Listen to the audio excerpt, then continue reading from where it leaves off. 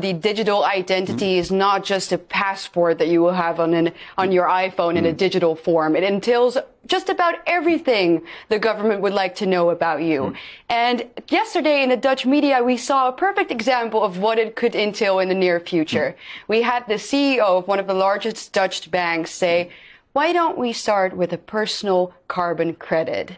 Oh. A carbon wallet, she called it, actually. Yeah. So right in line with the plans that the World Economic Forum people have for us.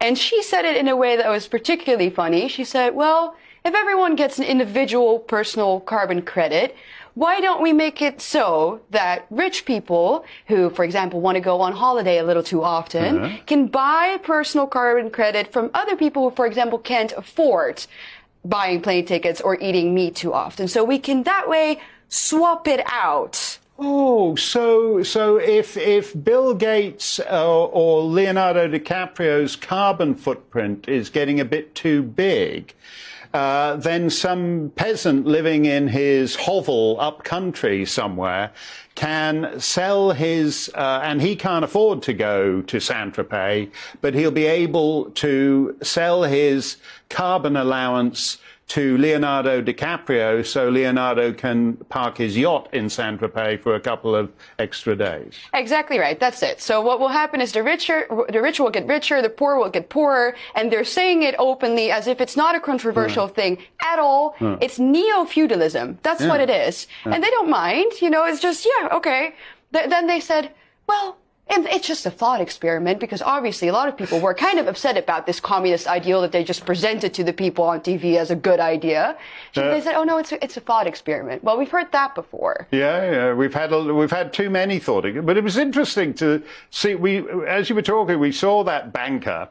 She was being interviewed on a Dutch radio show, and she got a little too relaxed, and actually, as they say in America, said the quiet part out loud. You're not actually meant to. You're not actually meant. There she is. She's chatting in the radio studio, and she just gets a little carried away.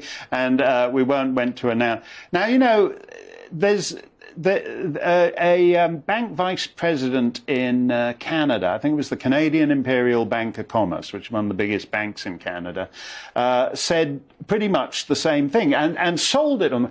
This is going to be so convenient because all your information will be centrally located. So we can save the planet. We're just going to keep track of how many miles you do in your car, whether you've taken one too many vacations in the Greek islands, if you're eating too many cheeseburgers. It'll all be centrally located, and that will make it all the more convenient for you. Yeah, and they're being honest, so they're exposing their true agenda, because obviously the best way to get to a modern person's heart is to say that it's convenient for them. So yes, you won't have to carry all your different papers and your passports, but the downside of it is, and I hope that people will start to see this, that the government can shut you down. So you know, if you want to buy a burger, red screen, no Mark, not for you. That flight, not for you. Oh, but you can just buy it if you have enough money, right? So they're being very open and honest to what their goal is here.